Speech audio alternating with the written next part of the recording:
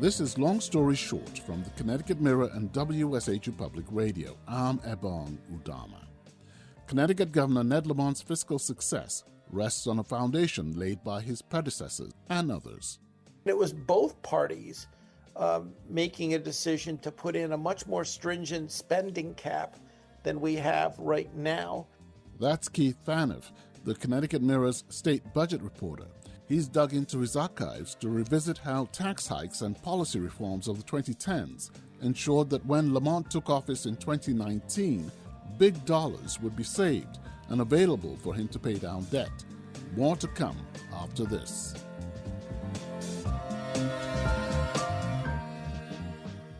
Hi, I'm Bruce Putterman, publisher of the Connecticut Mirror. Here at the Connecticut Mirror, we do more than just cover the news. As a statewide news organization, we connect people. We introduce people from Wilton to people in Willimantic. We show New London residents what they have in common with New Milford residents. We connect folks in North Branford with folks in North Canaan. If you believe in the importance of connecting people throughout the state, please make a donation to CT Mirror today. Thank you. Hello, Keith. You say covering state finances during former Governor Daniel Malloy's first term in 2011 was like trying to interview Smokey the Bear while California redwoods were going up in a blaze. It's hard to remember that Connecticut's finances were that bad. They were. That's the short answer. They really were. Governor Malloy and the legislature that served, particularly during his first term, seemed to have a forest fire to put out, a fiscal forest fire, say that 3 times fast, to put out every time you blinked. We had the largest deficit in modern history. I mean, almost 1 out of every $5 in the state budget effectively was missing. They had inherited no rainy day fund and $1 billion in operating debt to pay off from the last administration. So it was just very different. So basically, there were 2 things going on here. First, there were tax hikes that Malloy passed, and then the fiscal guardrails that were created by the legislature in a bipartisan way in 2017. Could you just tell us about those 2 things that made a difference in our finances? Sure. Quickly, though, on the tax hikes, I'd elaborate a little on that. It was a progressive tax hike in the sense that the wealthy were asked to pay more, but the middle class was taxed as well. But absolutely, the emphasis was placed in a way it really had not been before to that extent on higher earning households. But there also was a pretty significant labor concessions package that was put in, and municipal aid was not cut, but quite a few programs also the governor had tightened the belts on. So there was a reason they called that shared sacrifice. That was in 2011, and then you had another major tax hike, including the income tax, in 2015. In 2017, that was the legislature that served with Governor Malloy, not only taking the lead, but basically doing it without him. They weren't able to reach an agreement amongst themselves at first or with the governor, and they actually froze the governor and his administration out of the budget negotiations. And it was both parties making a decision to put in a much more stringent spending cap than we have right now, but also to create this very controversial new savings program that takes a portion, not all, but a portion of our income tax receipts and a portion of business tax receipts, actually pulls them outside of the budget. Now, we're actually siphoning money away from municipal aid, healthcare, education. Again, it's not money lying around unused. And we're generating surpluses of close to 9% every single year, putting that money in the pensions. The 2017 legislature never realized that these caps were going to generate anywhere near close to that. Last point, in the 2 decades prior to the enactment of these caps in 2017, the average budget closed with a 0.1% surplus. Wow. Since then, it's been about 8.8. In other words, 88 times as a percentage, because I want to equalize this for inflation.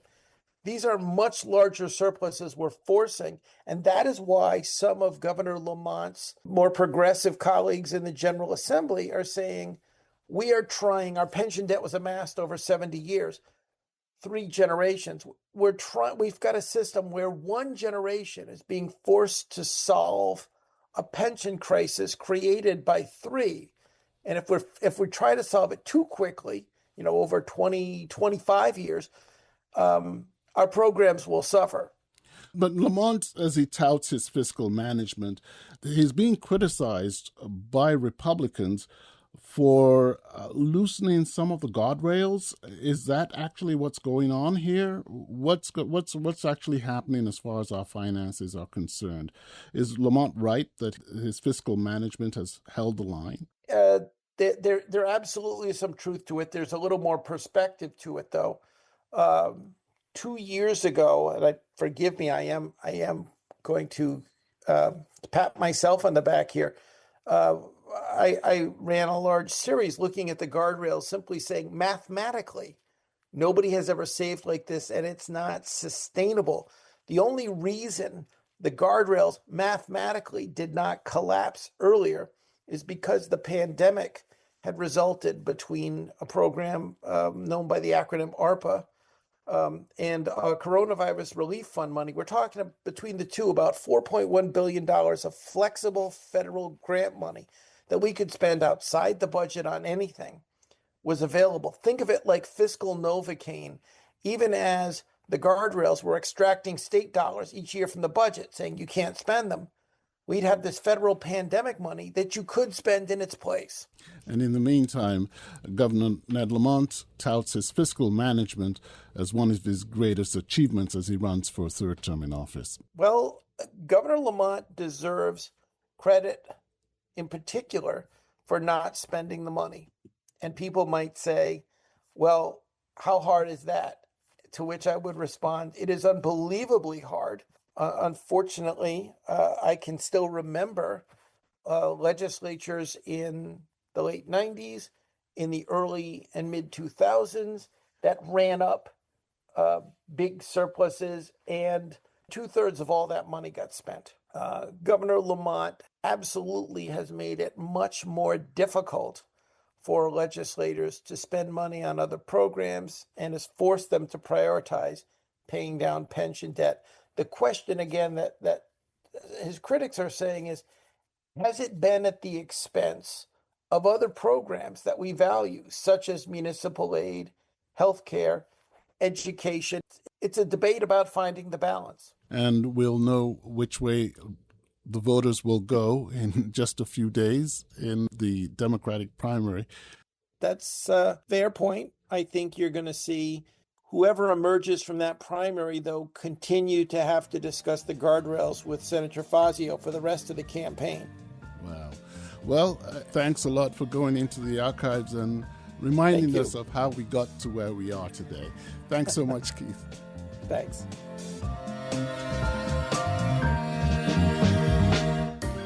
Long Story Short is hosted by me, Ebong Udoma, and produced by Molly Ingram. Harriet Jones is our editor. WSHU's Alicia Daddario and the Connecticut Mirror's Gabby D. Benedictus are our digital team. This podcast is a collaboration between the Connecticut Mirror and WSHU Public Radio.